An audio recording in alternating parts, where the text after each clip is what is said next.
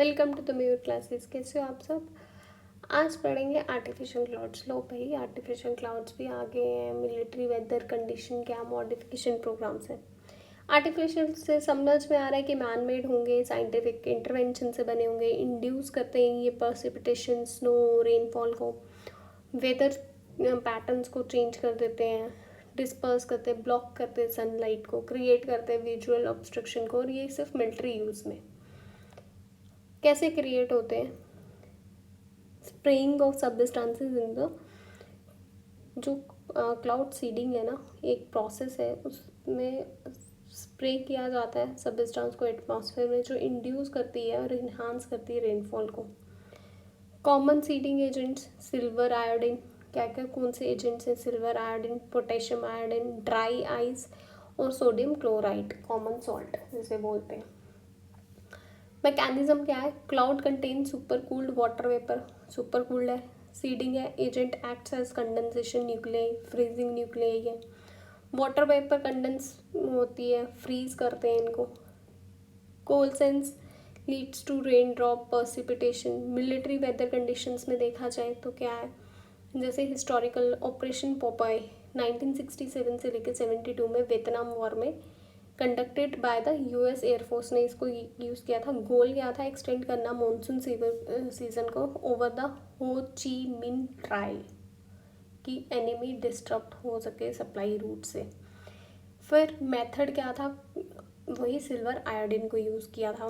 Result increase हो गई थी रेनफॉल और flooding of enemy zone, enemy zones में फ्लड आ गए थे। ग्लोबल रिएक्शन, मिलिट्री यूज़ करती है इस वेदर को, ट्रिगर कर किया जाता है एथिकल और डिप्लोमेटिक कंसर्न से।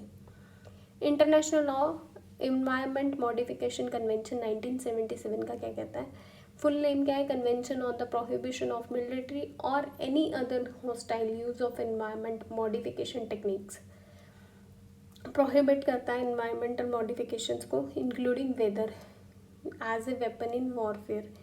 इंडिया ने इसे साइन किया है। However dual use weather technology can be developed for peaceful purpose, सिर्फ पीसफुल पर्पस के लिए होगी, मिस यूज़ नहीं किया जाएगा। मॉडर्न डे में cloud seeding rainfall UAE, China, Russia, US ने किया।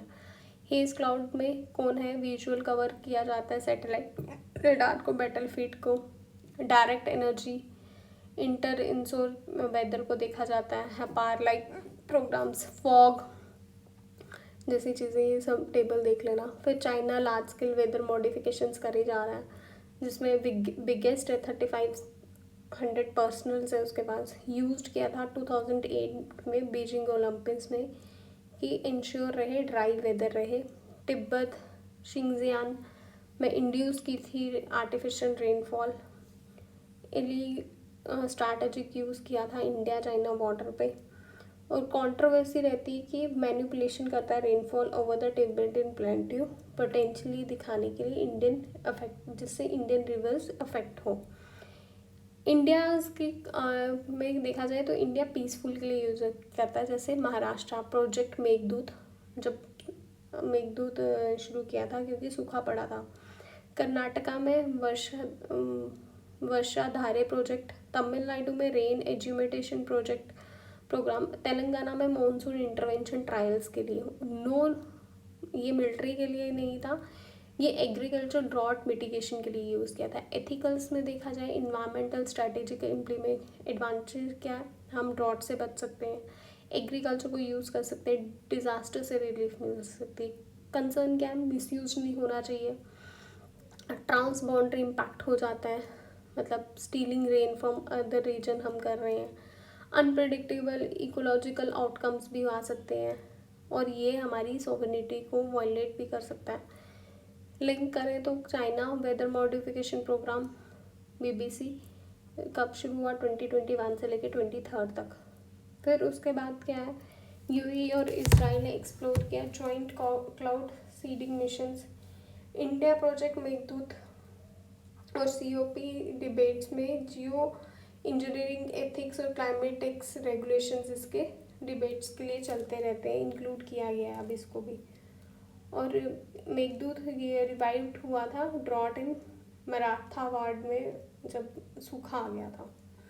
ये मेंस के क्वेश्चन हैं, इसको मेंस का क्वेश्चन अगर लिखना हो तो ये हम इस तरह से लिख सकते हैं। और ये हम ह्यूमैनिटेरियन गोल्स पे देखा जाए तो हम वेपन पोजेस एथिकल ग्राउंड्स पे कर सकते हैं, जियो पॉलिटिकल चेंजेस के लिए कर सकते हैं, ना कि किसी को हार्म करने के लिए। Thank you very much, bye bye, take care.